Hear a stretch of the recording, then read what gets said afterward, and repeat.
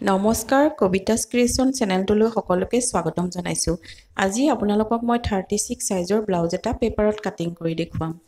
এয়া মই পেপাৰখন লৈ লৈছোঁ। পেপাৰখন এনেদৰে মই দুভাঁজ কৰি লৈছোঁ। দেখিছেনে? পেপাৰখন দুভাঁজ কৰি ল'লোঁ। এতিয়া টেপডাল কেনেদৰে ব্যৱহাৰ কৰিব?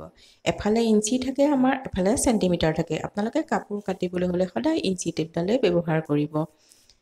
এতিয়া মই বেক চাইডৰ কাৰণে 15 ইঞ্চি লৈছোঁ। বেক সাইডটোত আমাৰ 15 ইঞ্চি ল'লেই হৈ যায়। 15 ইঞ্চিত দাগ এটা দি মই আঁচ এডাল এনেদৰে টানি ল'লোঁ। আঁচবোৰ টানি ল'লে কাটিবলৈ আমাৰ সুবিধা হয় আৰু সহজ হয়। যিহেতু আপোনালোকক মই শিকাই আছোঁ, গতিকে আঁচবোৰ টানি ল'বই লাগিব। এইটো হৈ গৈছে আমাৰ বেক পাৰ্ট। বেক পাৰ্টত আমি ল'লোঁ 15 ইঞ্চি আৰু ফ্ৰণ্টৰ ফালে ল'ব লাগিব আমি 16 ইঞ্চি। তাৰমানে বেকতকৈ আমি ফ্ৰণ্টৰ ফালে 1 ইঞ্চি এটা বঢ়াই ল'ব লাগিব। কিয়? যিহেতু ব্লাউজটো ব্ৰা কাটৰ হ'ব। এয়া 16 ইঞ্চিত দাগ এটা দি পেলাই মই পুনৰ এনেদৰে আঁচডাল টানি ল'লোঁ। আপোনালোকেও এনেদৰে আঁচ টানি ল'ব। বেক আৰু ফ্ৰণ্ট দুইটাই একেলগে মই চিন দি লৈছোঁ। এতিয়া আমাক লাগিব বাহুটো। বাহুটো আমি ল'ব লাগিব 5 ইঞ্চি। এয়া 5 ইঞ্চিত মই দাগ এটা দি ল'লোঁ আৰু এইখিনিত মই এতিয়া 2 ইঞ্চি এটা দাগ দি লৈছোঁ। 2 আৰু 3 5 হ'ল। এতিয়া ডিঙিৰ ফালে মই 6 ইঞ্চিত দাগ এটা দি ল'লোঁ আৰু হাতৰ ফালে দিলোঁ মই 5.5 মানে 5.5 ইঞ্চিত দাগ এটা দি ল'লোঁ। আৰু এই পইণ্টবিলাক য'ত য'ত আমি দাগ দিছোঁ তাতে আঁচ টানি চিধা কৰি ল'ব লাগিব। আঁচ টানি চিধা কৰি ল'লে কাটিংটোও ভাল হয়। এতিয়া হাতৰ ফালেও এনেকেদৰে আমি আঁচ টানি ল'লোঁ। এয়া সমান জোখত আঁচবোৰ টানি ল'লোঁ। এতিয়া এই কোণাটোত, এই চুকটোত আমি 1.5 ইঞ্চি এটা ল'ব লাগিব আৰু ওপৰৰ ফালে আমি ল'ব লাগিব 2.5 ইঞ্চি এটা। ইফালে হ'ল 2.5 ইঞ্চি, ইফালে হ'ল 1.5 ইঞ্চি আৰু এনেদৰে হাতৰ শ্বেপটো দি দিব লাগিব। হাত আৰু ডিঙিৰ আমাৰ শ্বেপটো দি দিয়া হ'ল।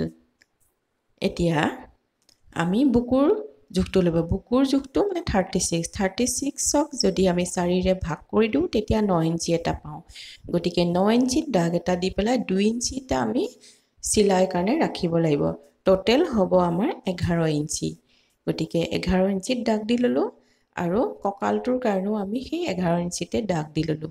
চিলাই কৰোঁতে আপোনালোকে এইখিনি মিলাব লাগিব।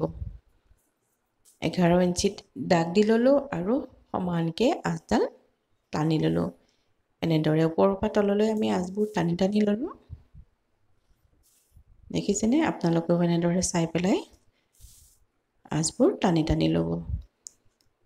এতিয়া আমি ব্লাউজৰ পিছফালে প্লেট দিব লাগিব।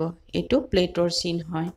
এতিয়া বেক পাৰ্টটো আমাৰ হৈ গৈছে। বেক পাৰ্টটো মই কাটিং কৰি লওঁ। মানে বেক পাৰ্ট ফ্ৰণ্ট চাইড দুইটাই আমি সমানে কাটি লৈছোঁ। এতিয়া এইখিনিৰ পৰা এনেকৈ কাটি ল'ব। কটাটো চাই ল'ব আপোনালোকে মই কিদৰে কাটিছোঁ। এইফালৰ পৰা এনেকৈ কাটি আহিছোঁ। এয়া হাতটোৰ ফালে কাটি দিলোঁ। এতিয়া আমি ডিঙিটোৰ ফালে কাটিম। এয়া ডিঙিটোৰ ফালে ধুনীয়াকৈ কাটি ল'লোঁ।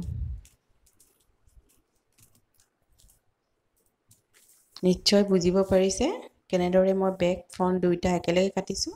এতিয়া এই এনেকৈ মাজেদি কাটি ল'লে দুটা পাৰ্ট ওলাই যাব আমাৰ। এই মাজডোখৰেদি কাটি দিলে দুটা পাৰ্ট ওলাই যাব।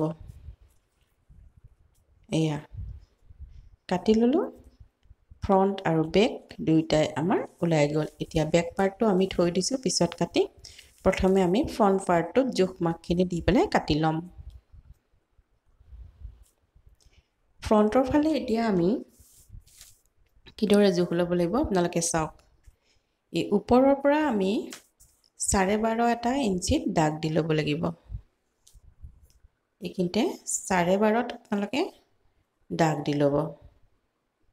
তাৰমানে এইটো বেল্টৰ জোখ হয়। যিডাল আমাৰ বেল্ট থাকে সেইডাল হয় 12.5 জোখ দি ল'লোঁ আৰু সমানকৈ আঁচডাল টানি ল'লোঁ।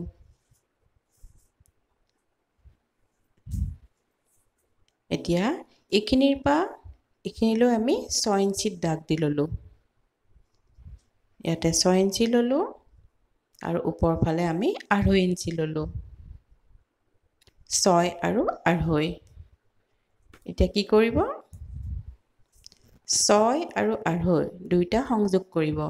ওপৰৰ পৰা এনেকৈ মিলাই আনি 6 লৈকে মিলাই দিব আৰু সিফালে 1 ইঞ্চি এটা ল'ব লাগিব। এই 1 ইঞ্চি এটা লৈ লৈছোঁ। 1 ইঞ্চিটো লৈ ইয়াৰ পৰা ধুনীয়াকৈ শ্বেপটো দি দিব লাগিব। এয়া ব্ৰাটোৰ শ্বেপ দেখিছেনে? ধুনীয়া হৈছে। এতিয়া কাগজখন কাটি ল'ম। একেবাৰে সহজ, আপোনালোকে একদম চিন্তাই নকৰিব। ব্লাউজ এটা কাটি যে নিজেই সুন্দৰকৈ চিলাই পিন্ধিব পাৰিব। খালি ভালদৰে ভিডিঅ'বোৰ চাব লাগিব, মনোযোগ দি চাব লাগিব আৰু এবাৰ নোৱাৰিলে আপোনালোকে বাৰে বাৰে পেপাৰত প্ৰেক্টিছ কৰিব পাৰিব। প্ৰেক্টিছ 3-4 বাৰ প্ৰেক্টিছ কৰাৰ পিছত আপোনালোকৰ হৈয়ে যাব। ভিডিঅ' এটা সম্পূৰ্ণকৈ দিবলৈ হ'লে বহুত দীঘল হৈ যায়, সেইকাৰণে মই পাৰ্টকৈ ভিডিঅ'বোৰ লৈ আহিছোঁ। ব্ৰাটো কিদৰে ডাঙৰকৈ কাটিব পাৰি মই নেক্সট ভিডিঅ'ত দেখুৱাম আৰু হাতখনো কাটি দেখুৱাম।